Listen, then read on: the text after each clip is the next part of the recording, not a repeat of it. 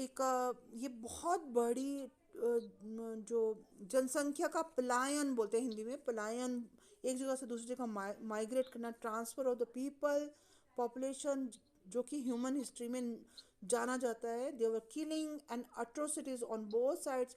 दोनों जगह क्या हो रहा था, लोग मारे जा रहे थे, उन पर अत्याचार हो रहे थे, in the name of religion, people of one community ruthlessly, मतलब बेरहमी से वो लोगों को मार रहे थे, killing and they the people, they were जो अदर कम्युनिटीज़ के लोग थे उन पर उनको एम किया जा रहा था। एंड सिटीज़ लाइक लाहौर, जो लाहौर सिटी थी, या इंडिया में दिल्ली वगैरह, तो they were filled with refugees. Okay, Amritsar, Kolkata become divided into communal Jones.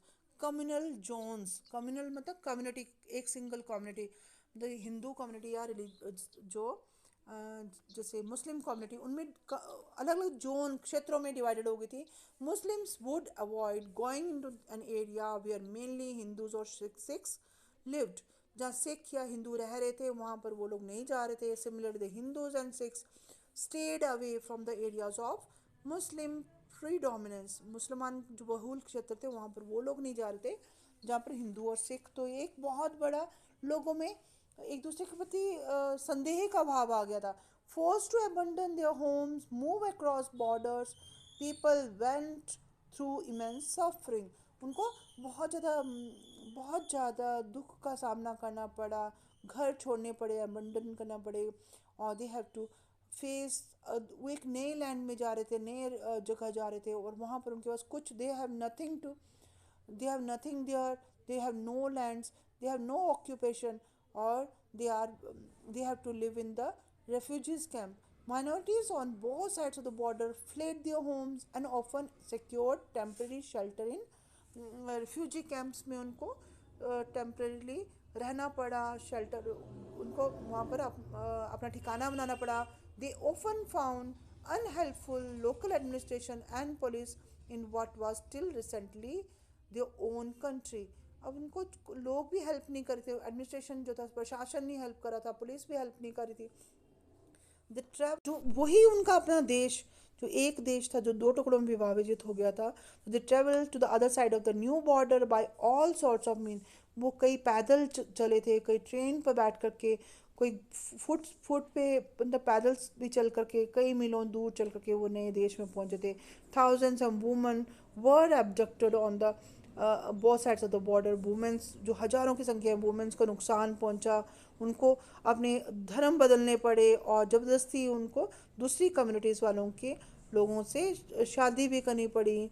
और and they have been killed by their own family members to preserve the family honour. मतलब अपनी फैमिली की इज्जत बचाने के लिए उन्होंने कई अपनी फैमिली वालों ने उन्होंने मार दिया।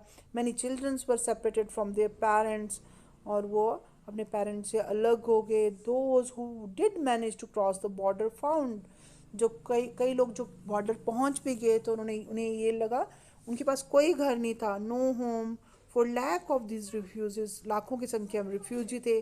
कंट्रीज फ्रीडम मीन, और भारत की आज़ादी का मतलब क्या था, देश की आज़ादी का, they have to live in the refugee camp for months and sometimes for the years. कई महीनों तक, कई सालों तक उनको कहाँ रहना पड़ा, in the refugee camp. Writers, poets, filmmakers in India and Pakistan have expressed the ruthlessness of the killing and the suffering of displacement and violence in their novels, short stories, poems and films. बहुत सारी कहानियाँ में, बहुत सारी कविताओं में, बहुत सारे लेखकों ने नावल्स लिखे हैं, और उनमें जो पार्टीशन का दर्द है वो बयान किया है। अ डिवीज़न ऑफ हर्ट, मतलब एक दिल के दो टुकड़े हो जाना था उनके लिए ये पार्टीशन, और ये बहुत ज़्यादा दुखदाई था। It was not a merely a division of property, property का ही डिवीज़न नहीं था, लाइबिलिटीज़ होती हैं जो उन्हें फुलफ़िल करनी पड़ती हैं, जो उनको, मतलब जो भी उनकी जिम्मेवारियाँ होती है वही।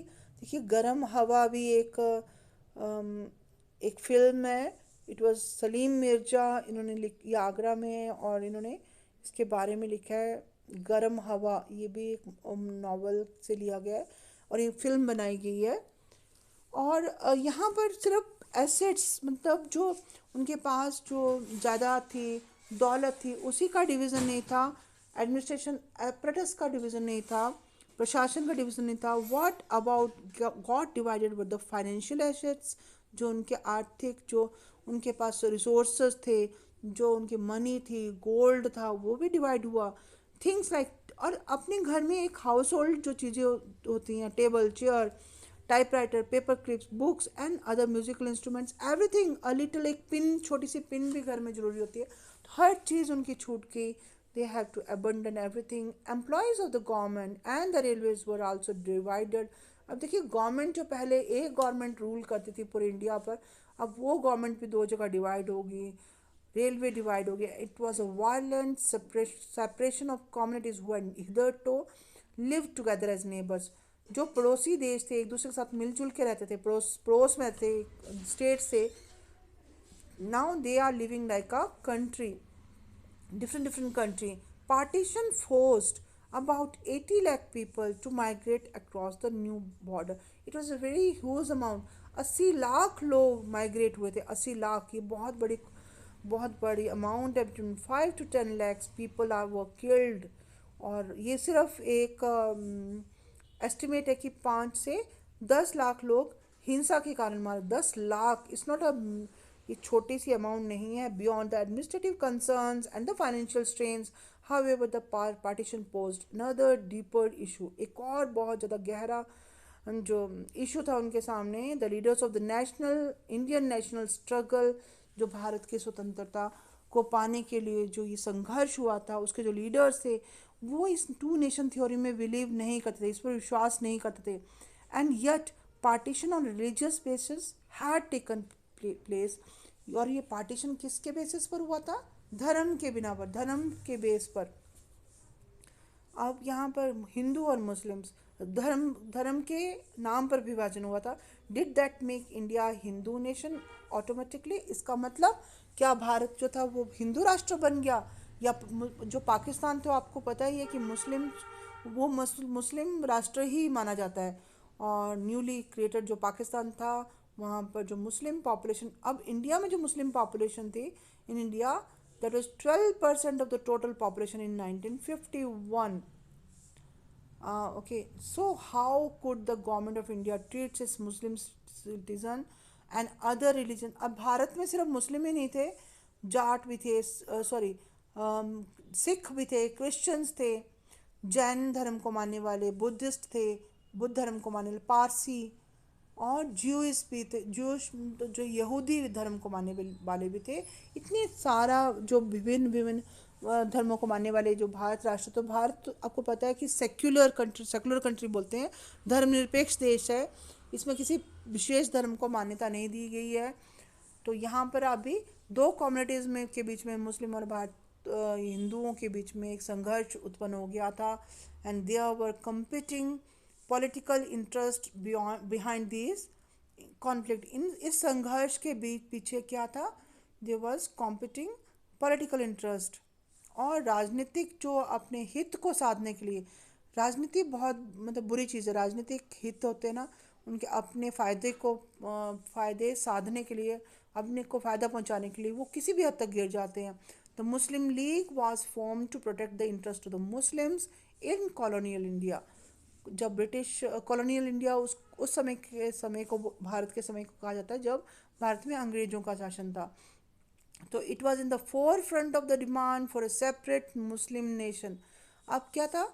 एक नया मुस्लिम राष्ट्र के लिए कहा गया था। Similarly there were organisations which were trying to organise it the Hindus in order to turn India into a Hindu nation. Bharat को वो हिंदू राष्ट्र बनाना चाहते हैं। बट जो बहुत ज़्यादा मुस्लिम, जो इंडिया के जो लीडर्स थे इंडिया के, they were not in the favour of it. यहाँ पर आप देखिए महात्मा गांधी का सुप्रीम सेक्रीफाइस लिखा गया है, या आप you just will go through this. 15 अगस्त 1947 में Mahatma Gandhi he didn't participate in any of the independence day celebration. वो कलकत्ता में थे, और उनको बहुत बुरा लगा था कि जो नॉन वायलेंस को प्रीच करते थे, अहिंसा को, जो वो अहिंसावादी थे। तो और वहाँ पर बहुत बड़े पैमाने पर जब हिंसा हुई, और महात्मा गांधी ने ही बहुत ज़्यादा फील किया उन्होंने।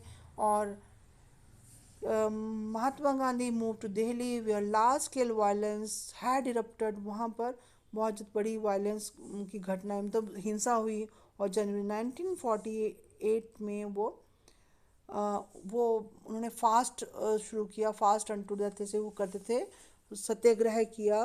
और वहाँ पर कम्युनल टेंशन्स जो थी रिड्यूस भी हो गई थी, कम भी हो गई थी। पर गांधी जी के जो ये एक्शन थे इनको सब ने पसंद नहीं किया। और धीरे धीरे आपको पता है कि 30 जनवरी 1948 को Nathuram Vinayak Godse walked up to the Gandhi ji during this his evening prayers. और उन्होंने उन्होंने बुलेट्स मार के उनको ख़त्म, बुलेट मार लगा के उनको he killed all the people, killed the Mahatma Gandhi. And उसमें क्या हुआ कि एक लॉन्ग स्ट्रगल जो थी for truth, for non violence, for justice and the intolerance, ये एक जो पर्सन था who stood for all these things he died, जो कि और ये बहुत अनफॉर्चुनेट था इंडिया के लिए। 1947 15 अगस्त 1947 में जब इंडिया को इंडिपेंडेंस मिली है, और आप देख रहे हैं कि सिर्फ उसके मतलब कितने 5 महीने के बाद क्या हो रहा है कि महात्मा गांधी इज़ नो मोर। और और वो भी जो पर्सन जो मतलब नॉन वायलेंस का इतना ज़्यादा जो मानने वाला था, अहिंसा, उसने ज़िंदगी भर अहिंसा का पाठ पढ़ाया लोगों को। और वो ही हिंसा का शिकार हुआ और वो शॉट डेड बाय